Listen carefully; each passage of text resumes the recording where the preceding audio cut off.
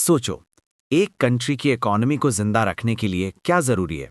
Industries, agriculture, services सब आते हैं दिमाग में। लेकिन इन सब से निकले गुड्स एंड सर्विसेज फैक्ट्री से तुम्हारे घर तक या एक शहर से दूसरे शहर तक पहुंचते कैसे हैं? इसी मूवमेंट, इसी फ्लो को कहते हैं लाइफ ब्लड। और इंडिया की इकोनॉमी की लाइफलाइंस हैं हमारा transport system.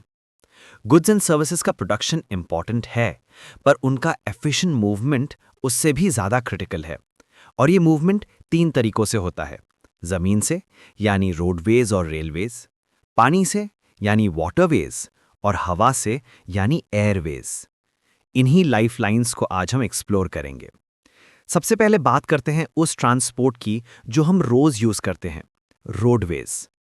Latest available data के अकॉर्डिंग इंडिया के पास वर्ल्ड का सेकंड लार्जेस्ट रोड नेटवर्क है, जो 63 लाख किलोमीटर से भी ज्यादा लंबा है।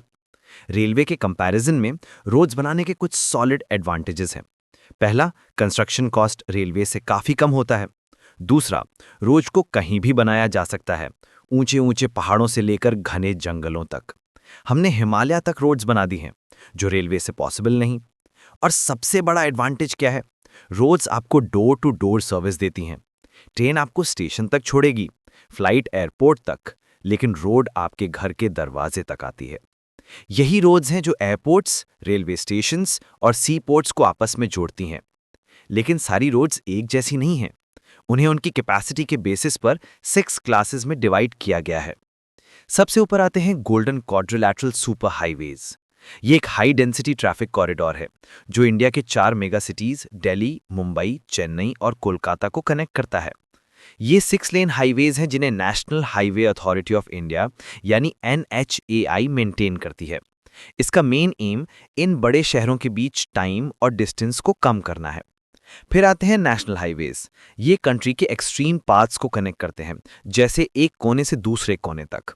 एग्जाम्पल के लिए, एक हिस्टोरिक रूट शेर शाह सूरी मार्ग, जिसे नेशनल हाईवे नंबर 1 कहते हैं, दिल्ली और अमृतसर के बीच है। इन्हें सेंट्रल पब्लिक वर्क्स डिपार्टमेंट यानी CPWD मेंटेन करता है। इसके बाद आती हैं स्टेट हाईवेज, जो एक स्टेट की कैपिटल को अलग अलग डिस्ट्रिक्ट हेडक्वार्टर्स से जोड़ती हैं। इन्हें स्टेट पब्लिक वर्क्स डिपार्टमेंट यानी PWD देखता है। फिर आती हैं डिस्ट्रिक्ट रोड्स, जो एक डिस्ट्रिक्ट के हेडक्वार्टर्स को उस डिस्ट्रिक्ट की बाकी जगहों से कनेक्ट करती हैं। इनकी मेंटेनेंस जिला परिषद के हाथ में होती है। इसके अलावा है अदर रोड्स, जिसमें रूरल रोड्स आती हैं जो गांवों को कनेक्ट करती हैं। इनमें से कई रोड्स प्रधानमंत्री ग्रामीण सड़क योजना के अंडर बनाई गई हैं। इन्हें कभी कभी सीजनल मोटरेबल रोड्स भी कहते हैं, क्योंकि बारिश के मौसम में इनकी हालत थोड़ी खराब हो जाती है। और आखिरी कैटेगरी है बॉर्डर रोड्स। ये स्ट्रेटेजिक इंपॉर्टेंस की रोड्स हैं जो हमारी कंट्री के बॉर्डरिंग एरियाज में बनाई जाती हैं। इन्हें बॉर्डर रोड्स ऑर्गेनाइजेशन यानी BRO बनाती और मेंटेन करती है, जिसे 1960 में एस्टैब्लिश किया गया था। ये रोड्स ना सिर्फ डिफेंस के लिए इंपॉर्टेंट है, बल्कि इन मुश्किल इलाकों में डेवलपमेंट लाने में भी हेल्प करती हैं। रोड्स को उनके मटेरियल के बेसिस पर 2 टाइप्स में बांटा जाता है, मेटल्ड और unmetalled. Metal road cement, concrete या कोल टार से बनती हैं। ये ऑल वेदर रोड्स होती हैं। अनमेटल रोड्स मिट्टी और पत्थर से बनती हैं, जो बारिश के मौसम में आमतौर पर काम नहीं आती। एक कॉन्सेप्ट है रोड डेंसिटी।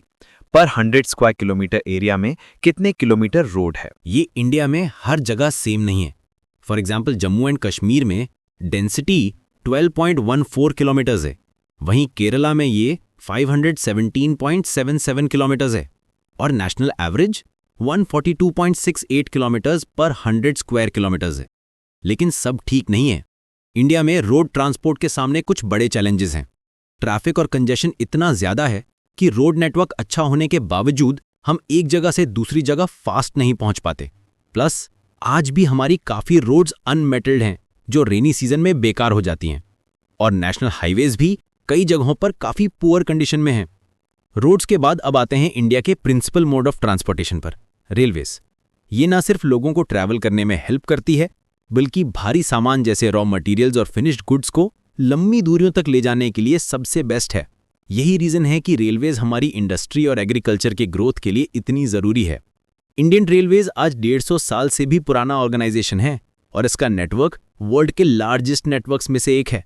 7,300 से ज्यादा स्टेशंस 68,000 किलोमीटर से लंबा रूट, हजारों इंजन्स और कोचेस, स्केल बहुत बड़ा है। पर यहाँ भी प्रॉब्लम्स कम नहीं हैं। बहुत से पैसेंजर्स बिना टिकट ट्रैवल करते हैं।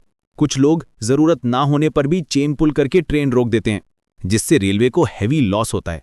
रेलवे प्रॉपर्टी की चोरी, जैसे कोचेस से फैंस, लाइट्स या एसी कोचेस से ब्लैंकेट्स और पिलोस चुरा लेना, एक आम समस्या है। और सबसे बड़ी टेक्निकल प्रॉब्लम यह है कि डिफिकल्ट टेरेन्स जैसे डेजर्ट्स, घने जंगल या पहाड़ी इलाकों में रेलवे लाइंस बिछाना बहुत ही मुश्किल और महंगा काम है। वहां लैंडस्लाइड्स का खतरा भी बना रहता है। अब बात करते हैं एक ऐसी लाइफलाइन की जो दिखती नहीं पर बहुत जरूरी है, पाइपलाइंस। पहले पाइपलाइंस का यूज शहरों और इंडस्ट्रीज तक पानी पहुंचाने के लिए होता था, लेकिन आज इनका रोल बहुत बढ़ गया है। अब इनके जरिए क्रूड ऑयल, पेट्रोलियम प्रोडक्ट्स और नेचुरल गैस को ऑयल फील्ड से रिफाइनरीज और फैक्ट्रीज तक ट्रांसपोर्ट किया जाता है, जबकि सॉलिड्स को भी इस स्लरी फॉर्म में कन्वर्ट करके पाइपलाइन से भेजा जा सकता है। इसका फायदा यह है कि इनिशियल कॉस्ट के बाद रनिंग कॉस्ट बहुत कम है और ट्रांसपोर्ट के दौरान डिले या लॉस का कोई चांस नहीं होता। इंडिया में 3 इंपॉर्टेंट पाइपलाइन नेटवर्क्स हैं। एक अपर असम के ऑयल फील्ड से कानपुर, उत्तर प्रदेश तक, दूसरा गुजरात में सलाया से पंजाब में जलंधर तक, और तीसरा एक गैस पाइपलाइन है जो गुजरात के हजीरा से उत्तर प्रदेश के जगदीशपुर तक जाती है। जमीन से अब चलते हैं पानी पर। अगली लाइफलाइन है वाटरवेज। ये ट्रांसपोर्ट का सबसे चीपेस्ट मोड है। इसमें रोड्स या ट्रैक्स बनाने का कोई खर्चा नहीं। ये हैवी और बल्कि गुड्स को कैरी करने के लिए सबसे सूटेबल है। वाटरवेज फ्यूल एफिशिएंट और एनवायरमेंट फ्रेंडली भी होते हैं। इंडिया में इनलैंड नेविगेशन वाटरवेज 14,500 किलोमीटर लंबे हैं। इसमें गंगा, ब्रह्मपुत्रा और केरला के बैक वाटर्स जैसे मेजर वाटरवेज शामिल हैं। For example, national waterway number 1 Ganga river पर इलाहाबाद और हल्दिया के बीच है। पर वाटरवेज का असली सिग्निफिकेंस इंटरनेशनल ट्रेड में है। इंडिया का 95% फॉरेन ट्रेड वॉल्यूम के हिसाब से समुद्र के रास्ते यानी सी रूट से होता है। इसके लिए जरूरी है पोर्ट्स। इंडिया की कोस्ट लाइन 7,516 किलोमीटर लंबी है, जिस पर 12 मेजर और लगभग 200 नॉन मेजर पोर्ट्स हैं। आजादी के बाद डेवलप होने वाला पहला पोर्ट था कांडला इन कच्छ। ये एक टाइडल पोर्ट है। मुंबई सबसे बड़ा पोर्ट है और इसके ट्रैफिक को कम करने के लिए पास में जवाहरलाल नेहरू पोर्ट बनाया गया। गोवा का मर्मागांव पोर्ट इंडिया के आयरन ओर एक्सपोर्ट का 50% हैंडल करता है। साउथ में कोची एक नेचुरल हार्बर है। ईस्ट कोस्ट पर चेन्नई हमारा ओल्डेस्ट आर्टिफिशियल पोर्ट है और विशाखापट्टनम सबसे वेल प्रोटेक्टेड पोर्ट है। ये पोर्ट्स इंडिया के इंटरनेशनल ट्रेड के गेटवेज हैं। अब आखिरी मोड ऑफ ट्रांसपोर्ट, एयरवेज।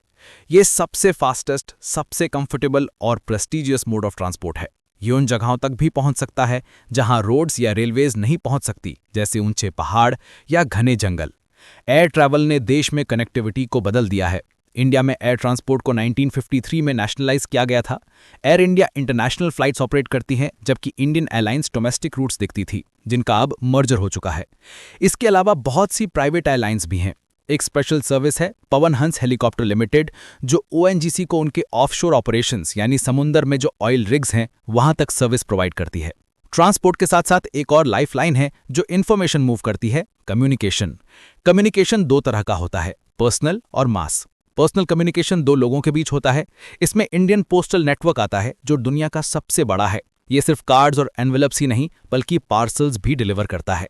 इसमें first class mail, cards and envelopes को लैंड और एयर दोनों से ट्रांसपोर्ट किया जाता है, जबकि सेकंड क्लास मेल, बुक्स और न्यूज़पेपर्स को सिर्फ सरफेस मेल से। इसके अलावा इंडिया का टेलीकॉम नेटवर्क भी एशिया के लार्जेस्ट नेटवर्क्स में से एक है, जिसने 2/3 से ज्यादा विलेजेस को एसटीडी फैसिलिटी से जोड़ दिया है। दूसरा है मास कम्युनिकेशन। इसमें रेडियो, टेलीविजन, न्यूज़पेपर्स और फिल्म्स आते हैं। ये एक साथ लाखों लोगों तक इन्फॉर्मेशन, एजुकेशन और एंटरटेनमेंट पहुंचाते हैं।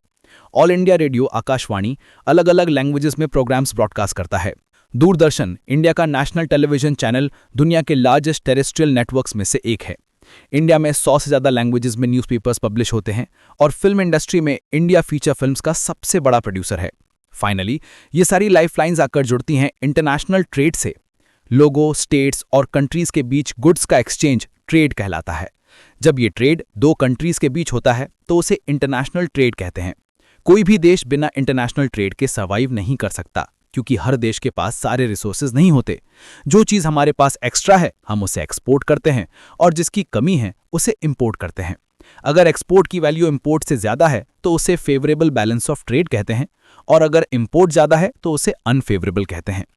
इंडिया इंफॉर्मेशन टेक्नोलॉजी में एक पावर हाउस बनकर उभरा है और सॉफ्टवेयर एक्सपोर्ट करके काफ़ी फॉरेन एक्सचेंज अर्न करता है। ट्रेड का एक और अनोखा रूप है टूरिज्म।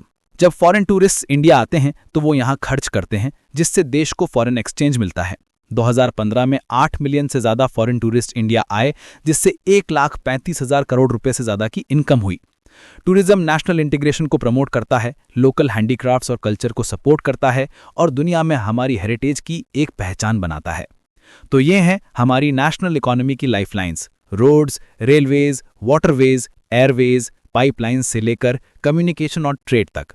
ये सब आपस में जुड़े हुए हैं और इनमें से किसी एक के भी कमज़ोर होने का असर पूरी इकोनॉमी पर पड़ता है।